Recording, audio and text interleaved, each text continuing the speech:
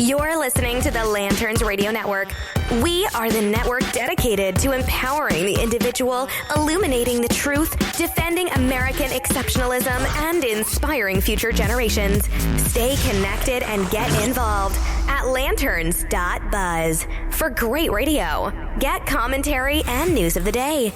Lanterns.buzz.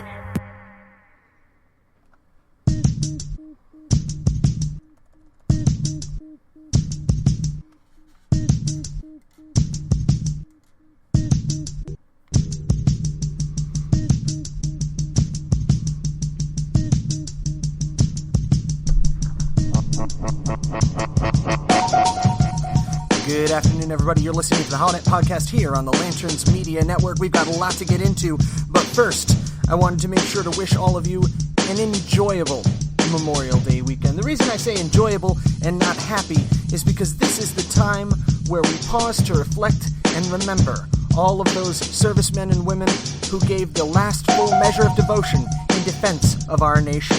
So we start there, here on the Holonet Podcast on the Lanterns Media Network. Stick around.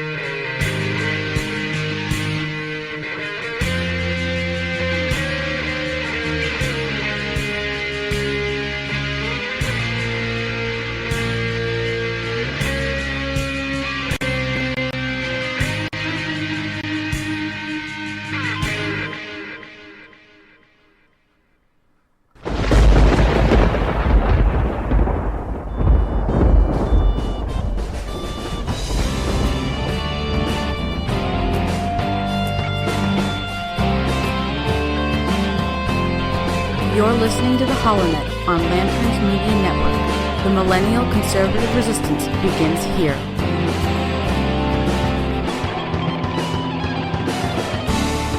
Yes, indeed, that is right, ladies and gentlemen, boys and girls, children of all ages. The new millennial conservative resistance does indeed begin right here, right now, with you. You're listening to the Holonet Podcast here on the Lanterns Media Network on this, the Sunday, May the 27th in the year of our Lord 2018, the day before Memorial Day.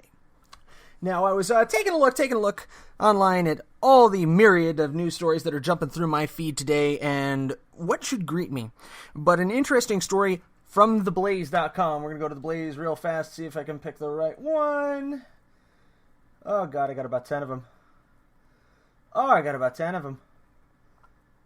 right, anyway, while we're waiting for that to load up, the Navy SEAL responsible for the death of Osama bin Laden, the ex-Navy SEAL credited with killing Osama bin Laden, I would say former Navy SEAL, ex-Navy SEAL has kind of a negative connotation, but he has made a special request for Memorial Day, and that's former Navy SEAL Robert O'Neill, and his request is that he doesn't want anyone to tell him Happy Memorial Day.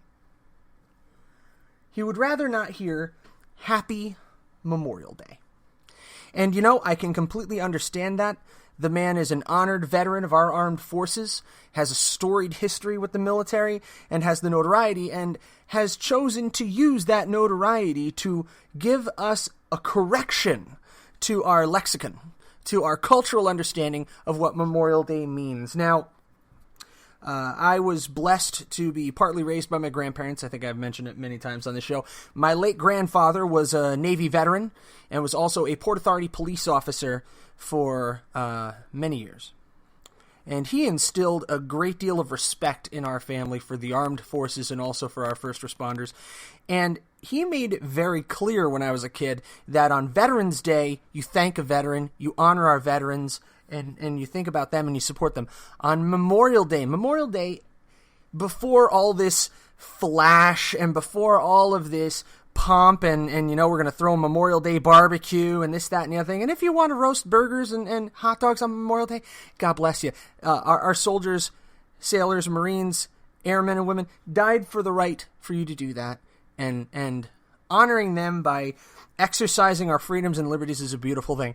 But we should never forget that Memorial Day was originally, I think it was referred to as dressing day. I think it might have been, or decorating day, rather, because it was the day that you go and you decorate the graves. Now, my hometown, I grew up in a little town, 4.5 square miles, population like 27,000 in Jersey.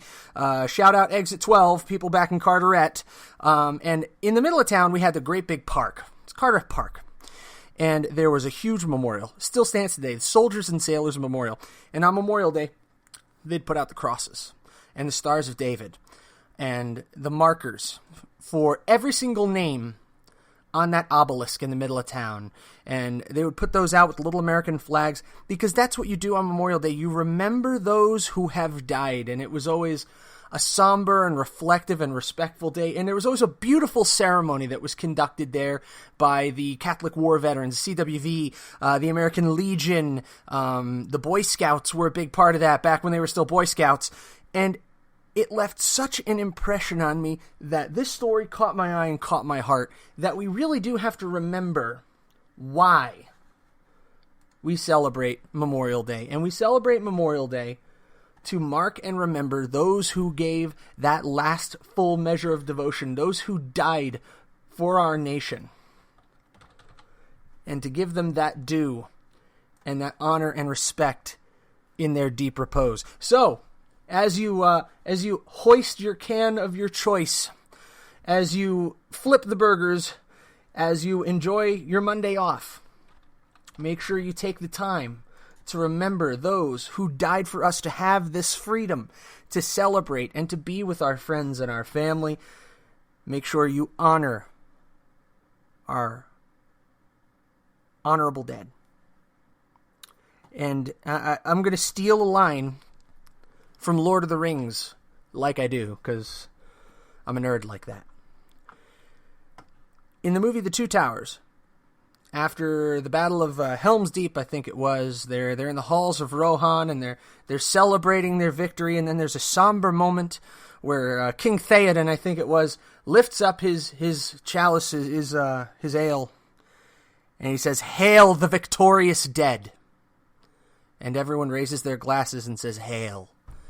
So I'm going to say that now on Memorial Day. Got my cup of coffee here, my HoloNet mug. Hail the victorious dead. Honor them and remember them for their sacrifice today.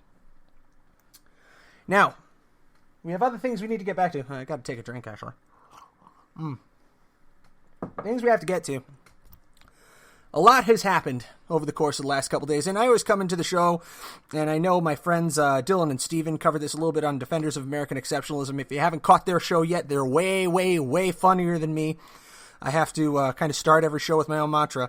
I am not as funny as Dylan and Steven. I am not as funny as Dylan and Steven. Stop trying to be funny. But they touched on this earlier. It seems that the GOP, or at least 11 members thereof, may have effectively grown a pair. I know, I'm as shocked as you are. According to the Washington Post, House conservatives demand an investigation of Hillary Clinton. That's right. Robert S. Mueller's investigation has 1 indictment against President Trump's former campaign chairman and 16 others, and has secured guilty pleas from 5 people, including and 2 campaign advisors. This can mean only one thing. It's time to reopen the investigation into Hillary Clinton's emails. So the WAPO clearly taking a side. Then we go to Vox. 11 House Republicans call for prosecutions of Clinton, Comey, Lynch, and others. See her looking in the picture there. She's laughing. She's laughing and smiling. 11 House Republicans. Now, these are names that we should all remember and that we should take note of coming into the new election. Ron DeSantis, Andy Biggs, our own Andy Biggs of Arizona, Dave Bratt, Jeff Duncan, Matt Getz, Paul Gosar, that's 2 from Arizona, Andy Harris, Jody Heiss, Todd Rokita, Claudia Tenney, and Ted Yoho signed a joint letter to the Attorney General Jeff Sessions calling for the criminal prosecution of Hillary Clinton and a variety of other Obama administration appointees, career FBI officials, and even Trump appointee Dana Boente, who is currently the FBI's general counsel. And you know what this reminds me of? This reminds me of something that I actually did back when I was writing and also doing some field reporting via Facebook Live for The Blaze. That's right. I've seen this before. I went down there and at the FBI building in Phoenix, there was a protest. That's right. There was a protest. Now, I just have to seem to remember, what was that protest about? My God, it was calling for the criminal prosecution of Hillary Clinton. You don't say. No, surely no. Surely not at all. But yes, it was. In fact, it was on that day that I actually met up with now a man I consider a friend, Steve Robinson, who is has been in the right-wing activist circles here in Arizona for quite some time. He's a good man. I had the pleasure of speaking to him on a number of occasions, and I actually had the pleasure to talk to him here during my interview covering this event. There's Steve right there. Here, I'm going to go to that cut real fast, see if I can pull that up, work a little multimedia magic.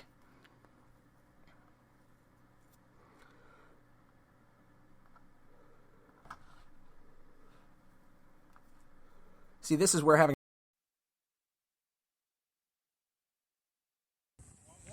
Good day, everyone. My name is Matthew Holloway, and I'm in Phoenix, Arizona, where a group of protesters have gathered in front of the FBI field office to protest Director Comey's refusal to indict Hillary Clinton.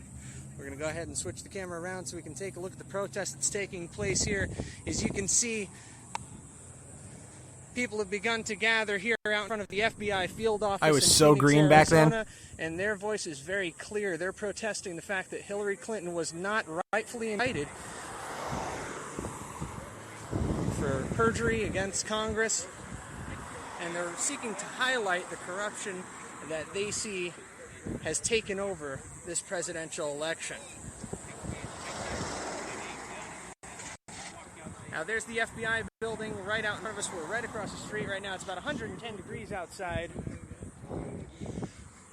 And we see here we have a sign here citing Executive Order 13526, USC Section 793. I want to see if you guys could enlighten us a little bit as to the particular order that you're citing there with regard to Secretary Clinton. We're live on The Blaze right now. I'm going to skip ahead a little bit. This is a little bit of a lame part of the interview. Hang on. No worries. So we're going to go ahead and take a look back and... Michael. Actually live on the Blaze right now, sir. Live on the Blaze right now. Awesome. Yes, Glad sir. to have you guys out here. So, Yellow alert. What we're doing here today is we're just voicing our... Trip down memory lane right here. This is just not right. We're getting fed up with the fact that there are people in our elected officials in government that are acting outside of the law as though they are above the law, and they're getting away with it. Tell everybody your name. I'm sorry. My name is Steve Robinson. My name is Michael Bailey. Michael? Michael here set this up, and we just decided that it was good and just, and we're running with it. It's just the first of many events that we're going to have. So this is going to be a nationwide patriot movement. We're going to start calling out our government on all of their transgressions. Someone needs to call them on it. One of our goals here in Arizona is to unite all the small groups throughout Arizona into larger groups to be united in this movement. Our government officials need to be held accountable for their actions. They can't just act lawlessly, do whatever they want, break the law that you and me would go to federal prison for, and they don't even get a slap on the wrist. There you have it. I just couldn't even put it any better than Steve Robinson did back there. And this, guys, if you check the timestamp, this was July 24th, 2016. That was 2 years ago. God, I was so green. That interview was garbage, wasn't it? It was terrible. Did you see the camera work? I swear to God, I was looking at Steven's chest for like 3 minutes with the camera because I'm holding it down here and I'm talking to him up here because I didn't have this really crucial little tool, which I don't even have it in my studio now. I didn't have a lapel mic and I didn't have a hand mic to give him, so I got to like hold the phone to his face. So everybody on the Blaze's Facebook was looking at his chest. So that was 2 years ago. That was July 2016 when that protest took place. And now, only now, that we have majorities in both the House and the Senate, and a president in office who is a Republican, is this finally happening. 11 House Republicans are calling for the prosecutions of Clinton, Comey, Lynch, and others.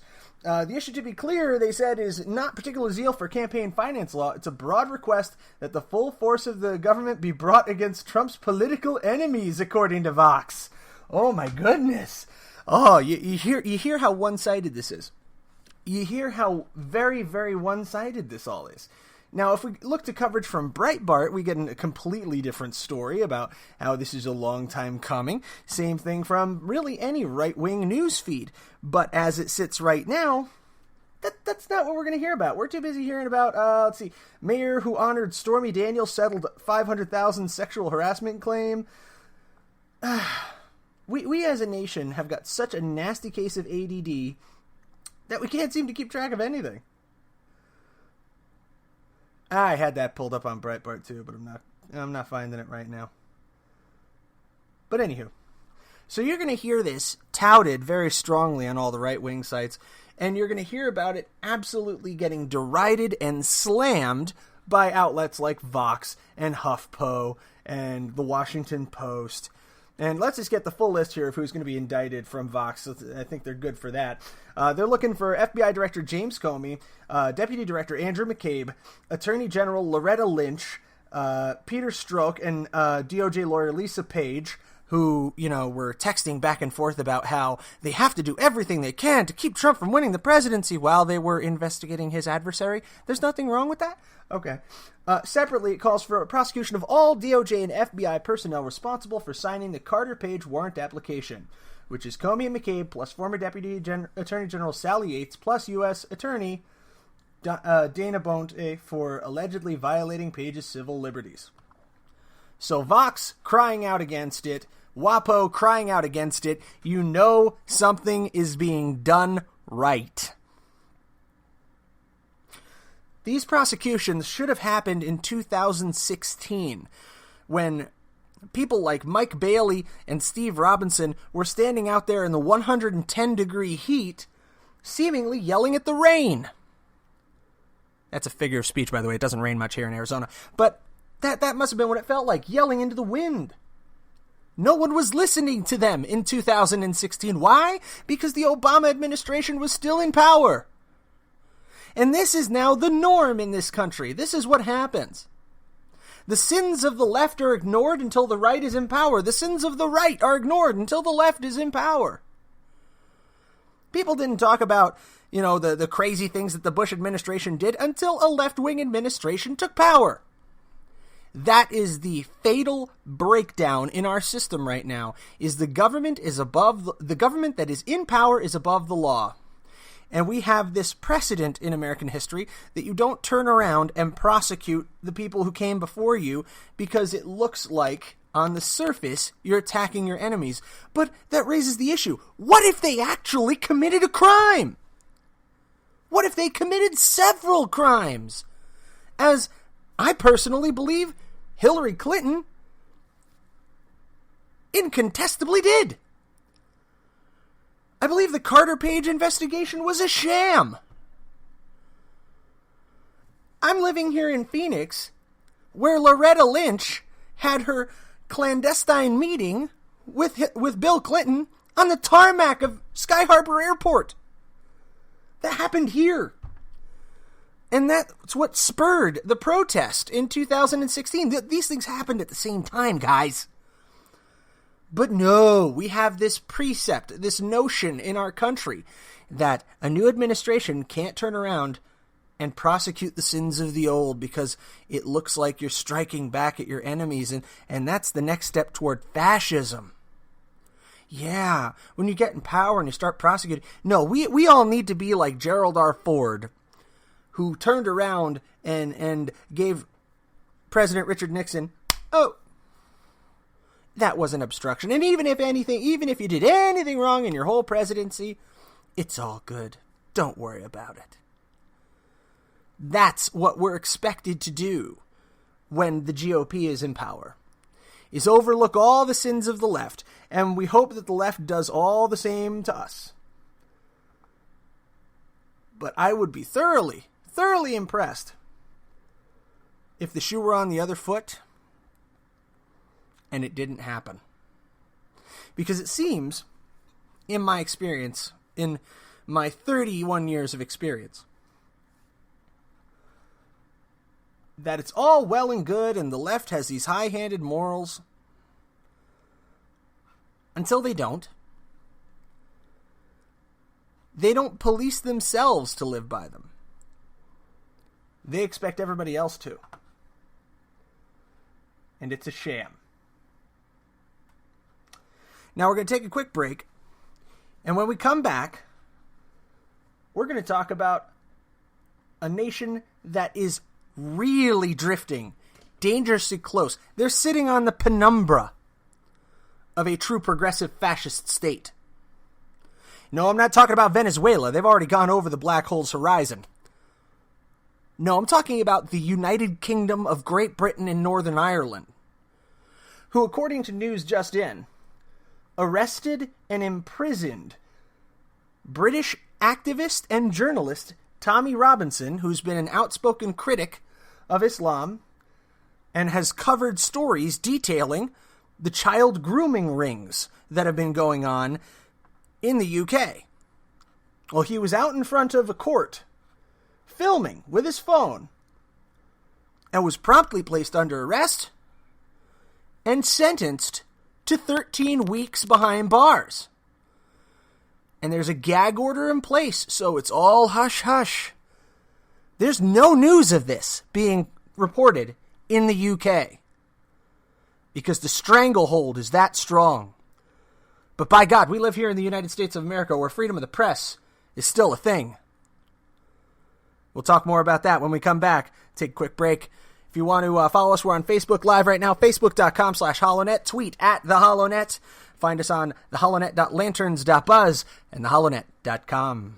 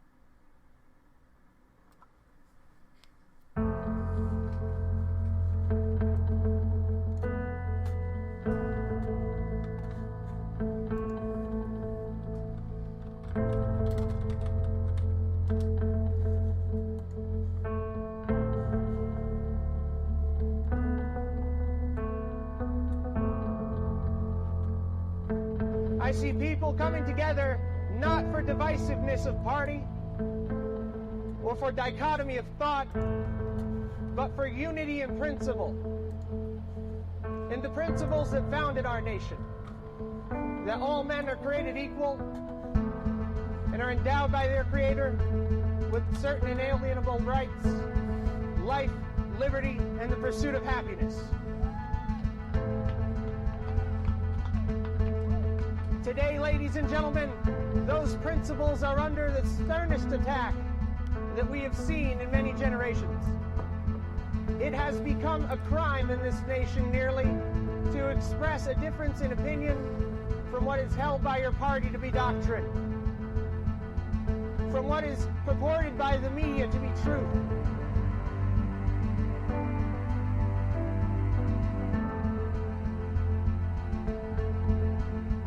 We have an opportunity to reach out to our fellow Americans regardless of their creed and regardless of their political inclinations, and unite as Americans, not as Republicans or as Democrats, as liberals or conservatives, but to unite around the principles that have guided this nation so well.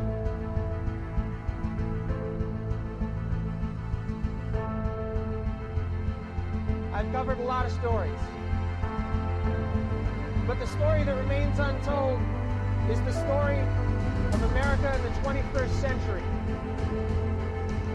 when we choose to turn back the tide against progressive socialism, when we choose to embrace the Constitution, the Declaration of Independence, and the Bill of Rights, when we remember what it is to be Americans. And that principle will not die as long as there's one man, one woman, one child who looks defiantly into the night and says, I am free.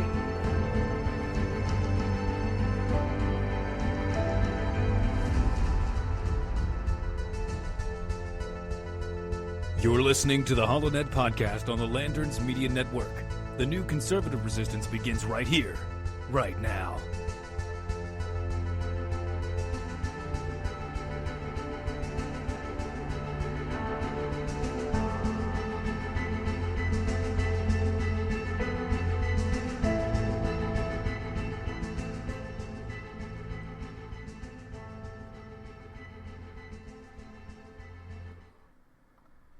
Incoming transmission. Allied reinforcements have arrived from the west.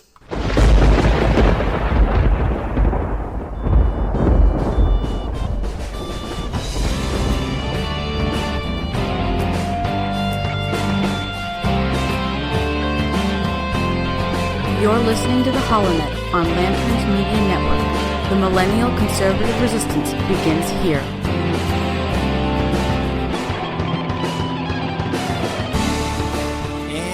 Back. You're listening to the HoloNet podcast here on the Lanterns Media Network from beautiful Phoenix, Arizona, and it is a little bit hot outside. I'm your host, Matt Holloway, coming to you now, bottom of the hour here. It's 4:30 in Phoenix, and we are about halfway into it here, folks.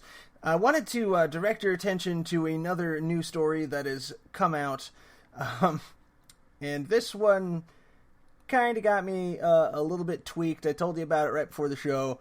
It appears that Tommy Robinson, who is a notable right-wing activist in the UK, you may have heard of him from Sargon of Akkad, a couple of other UK conservative and more classic liberal sources, will tell you that he is not very popular with the Muslim community. And there's a good reason for it. He has been outwardly reporting on the grooming gangs, they call them, that are running rampant through the English countryside, specifically in some of the smaller hamlets outside of Greater London. These are gangs that lure in young women and introduce them to drugs, introduce them to a form of prostitution, where they're essentially passed around by a group of men and horrifically abused, raped, tortured, and really pulled away from their families, used for everything they got. It's horrible, abuse of women that is ongoing and is becoming epidemic in proportions in the UK. And it's a problem that the Labourites in the UK, the left wing in the UK, would love to ignore, and that the mayor of London will come right out and tell you is just the worst type of Islamophobia. This is the phenomenon that Britain First, which is a very reactionary far right-wing party, has been really harping on and paying a lot of attention to, and we're not going to get into how bad that went with the prominent leaders of that party being jailed. I'm going to come right out and say that I don't endorse Britain First. I think they are a little bit on the fringe. They're a little bit out there, and they are really a nativist party in the true sense of the word. They want Britain for Britons and nobody else. And I don't think that as a constitutional conservative who believes in legal immigration and believes in the exchange of ideas and assimilation into a culture, I don't think that's a good goal to have, is to expel everybody from your country. But they got into a lot of trouble with this as well. So we go to the UK.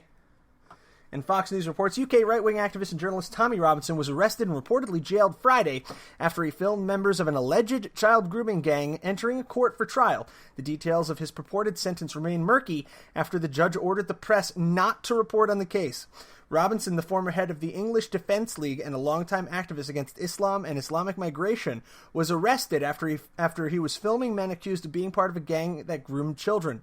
Britain has been rocked by a series of child sex scandals perpetuated by gangs of predominantly Muslim men. There you have it right there, black and white. This is actually a thing that is happening, folks.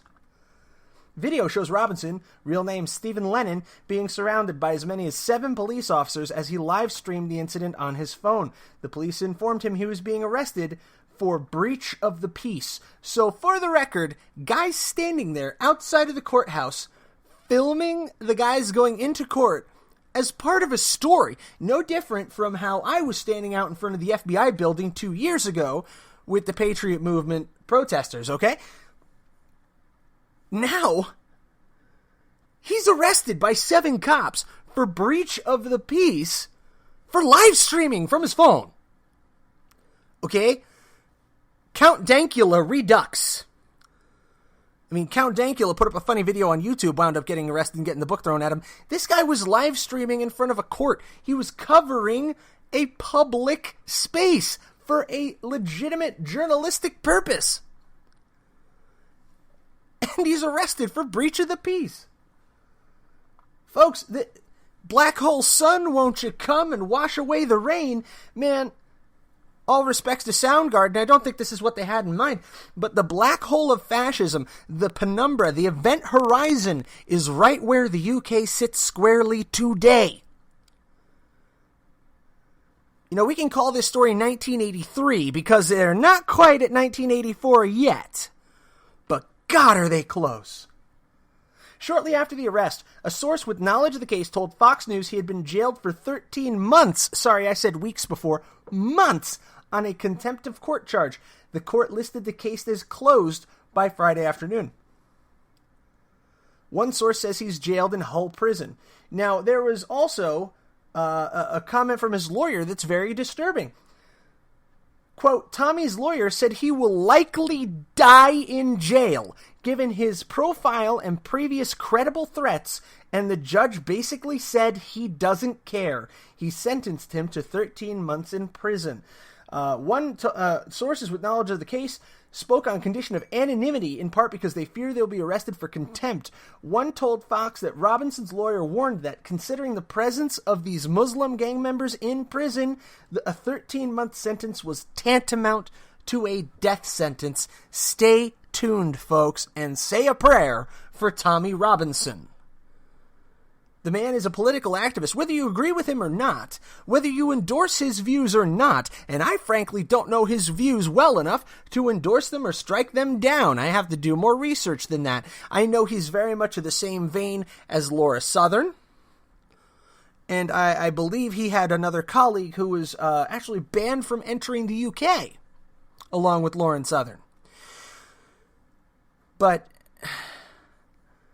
the UK has reached a breaking point where we can really no longer consider the United Kingdom to be an enlightened and civilized Western nation if they continue to pounce on their own population with gag orders of this type. Can you think of that? Let's say I was standing out in front of Phoenix City Hall, okay? And maybe I was covering the Jodi Arias story, right? And if the judge placed a gag order on the Jodi Arias story, and I'm there live streaming, maybe like I did for The Blaze, maybe I'm live streaming for Lanterns, which is a legitimate news outlet, a legitimate website and source. We have a full network of professionals. And I'm live streaming. And I was suddenly surrounded by 7 officers of Phoenix PD. Mind you, this is a what-if scenario. I'm comparing to Tommy Robinson here. I'm not saying any of this actually happened. But imagine if that happened. I would be in an uproar. And rightly so, because in the United States of America, I have the freedom of speech, I have the freedom of expression, and the freedom of the press. Not so in the United Kingdom of Great Britain and Northern Ireland. In the 1800s, during the colonial era of the UK, specifically during the reign of Queen Victoria, when Britain was at its zenith, it was said that the sun never set on the British Empire. Well, I tell you now, on Friday, May the 25th, in the year of our Lord 2018, Anno Domini, the sun has finally set on the British Empire.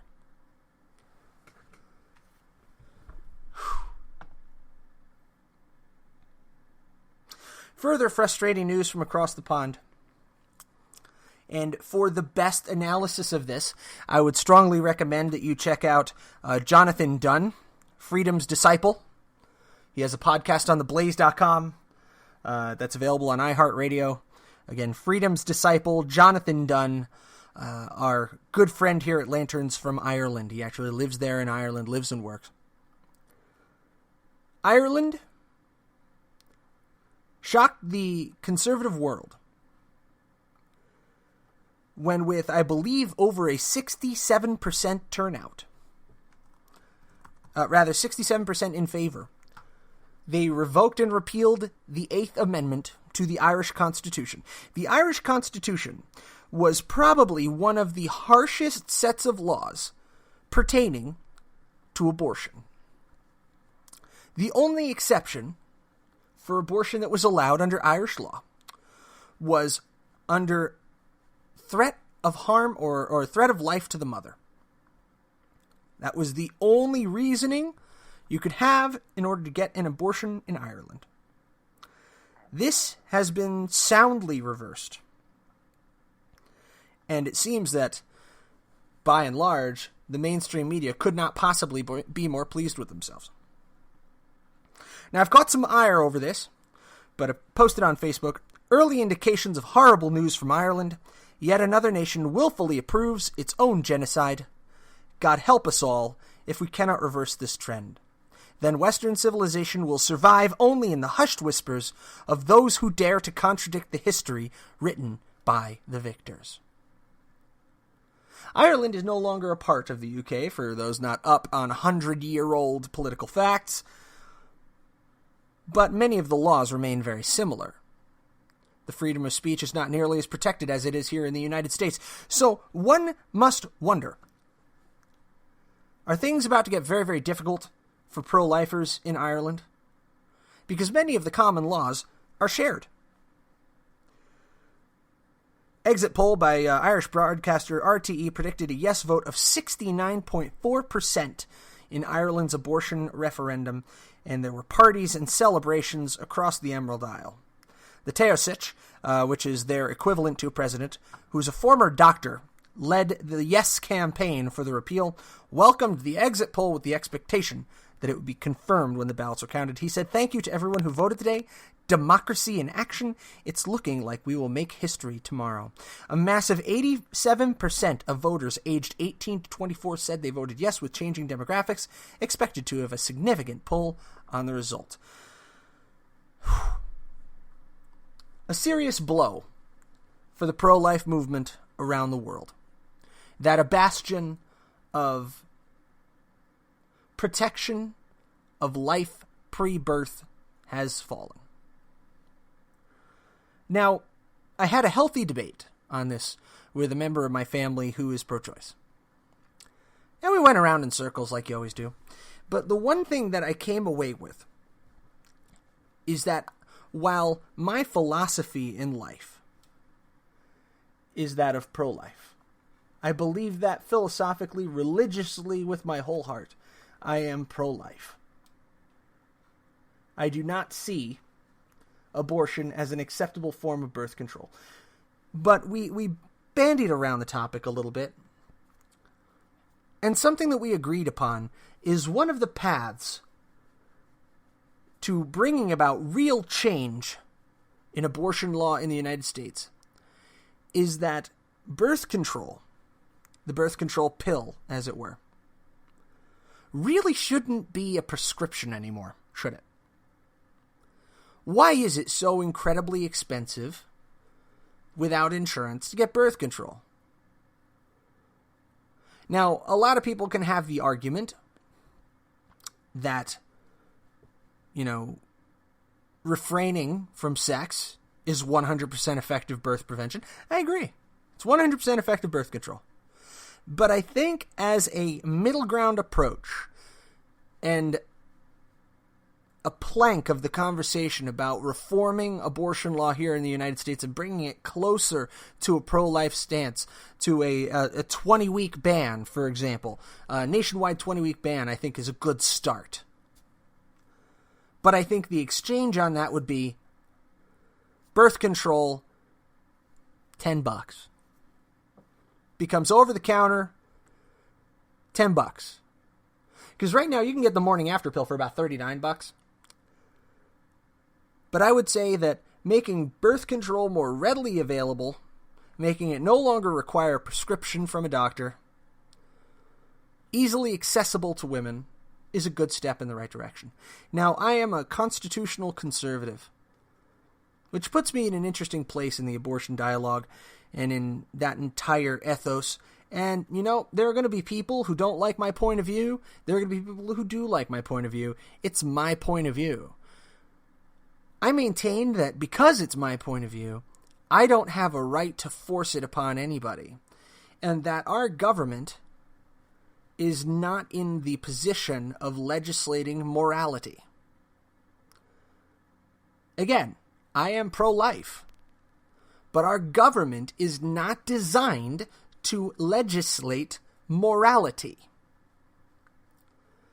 Now, another conversation that I had along these lines is that my honest belief, and it can't come fast enough, is that science is going to answer the abortion question for us probably in the next 10 to 20 years.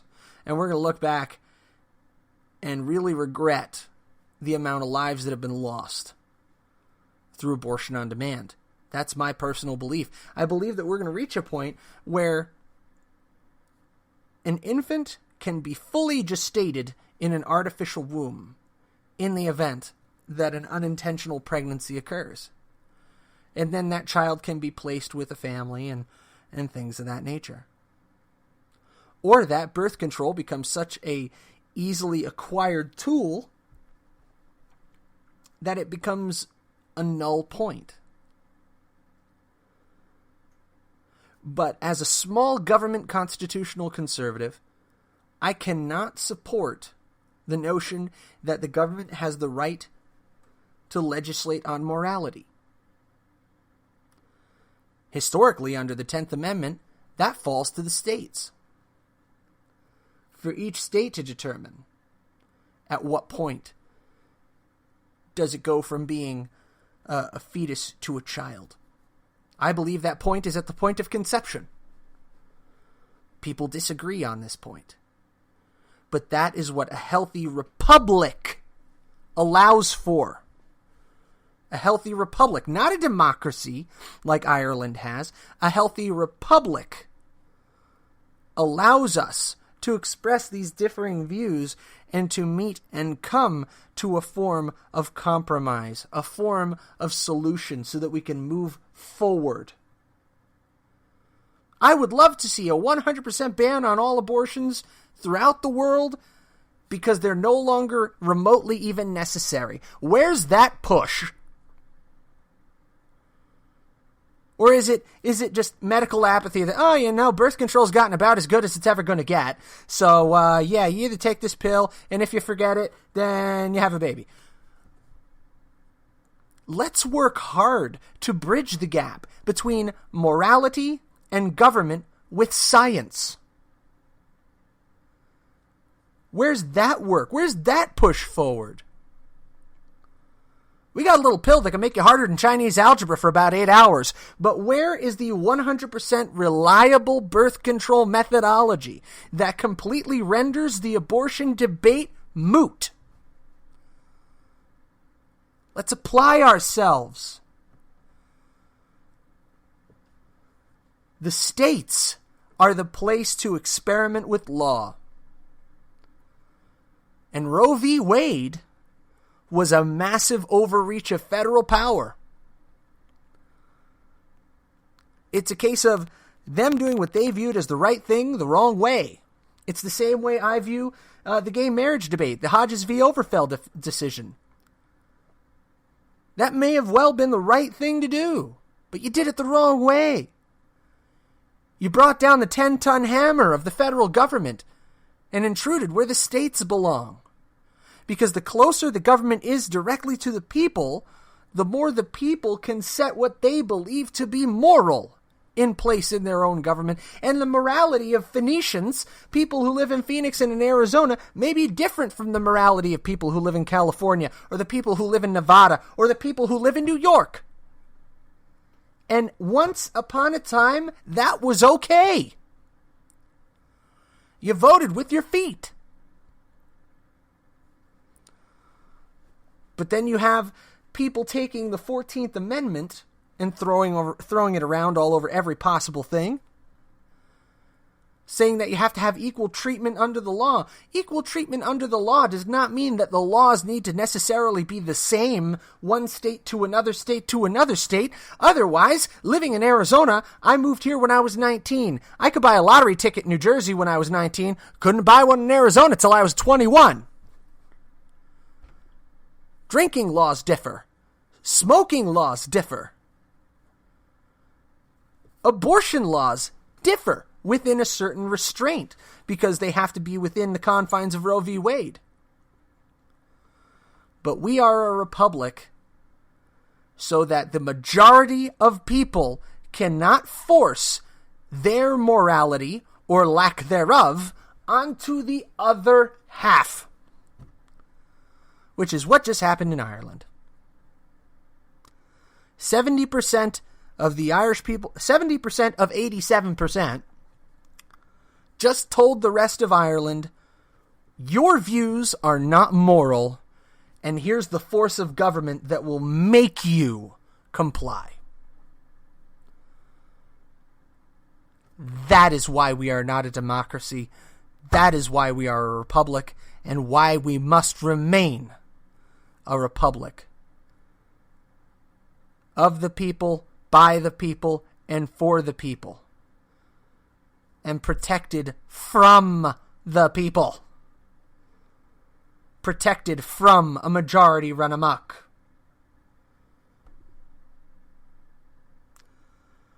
So whether or not you agree with my stance on abortion, I respect your right to have your own opinion, because we live in this nation. Unlike poor Tommy Robinson, who is of the opinion that the biggest trouble in the UK right now is Muslim migration and grooming gangs, which I agree are clearly a serious issue. But the government disagreed with him, so the government threw him in prison for 13 months. That's a year in prison because you pissed off a judge. Dear God, Pray for Tommy Robinson. Pray for the United Kingdom. Pray for the Irish people. Talking about prayer a lot on a show that typically focuses on politics and international news, but there you have it. Damn.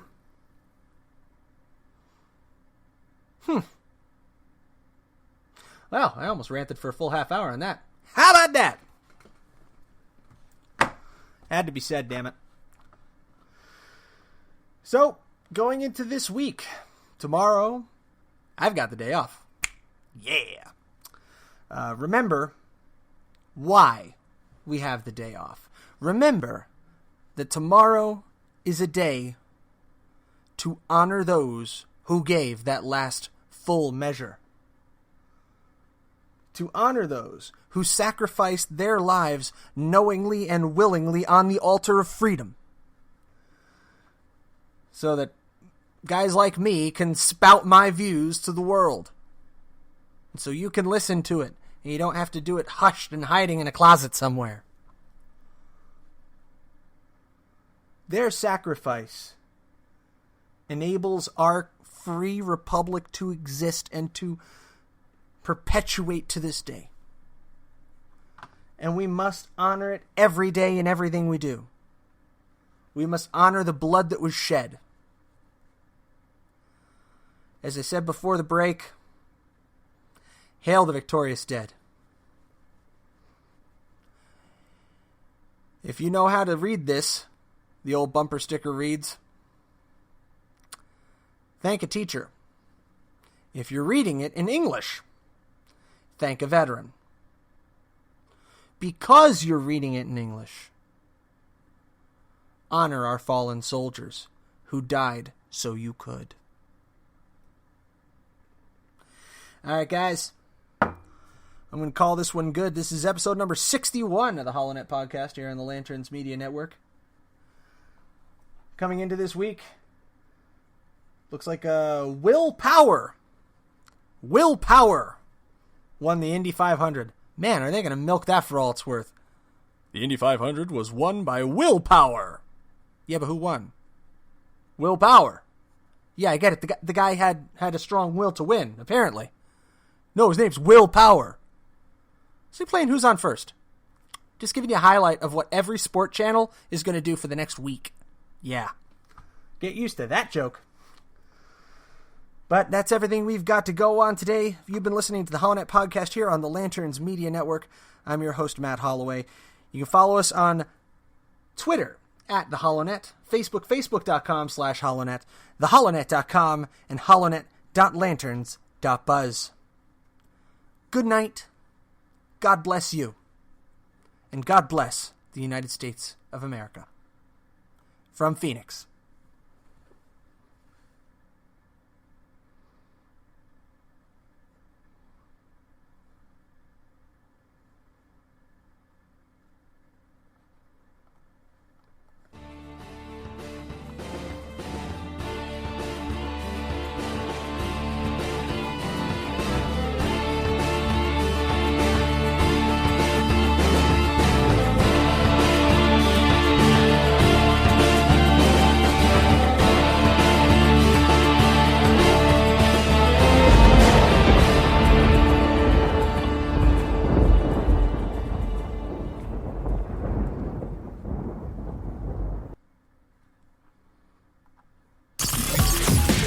You're listening to the Lanterns Radio Network. We are the network dedicated to empowering the individual, illuminating the truth, defending American exceptionalism, and inspiring future generations. Stay connected and get involved at lanterns.buzz for great radio. Get commentary and news of the day. Lanterns.buzz.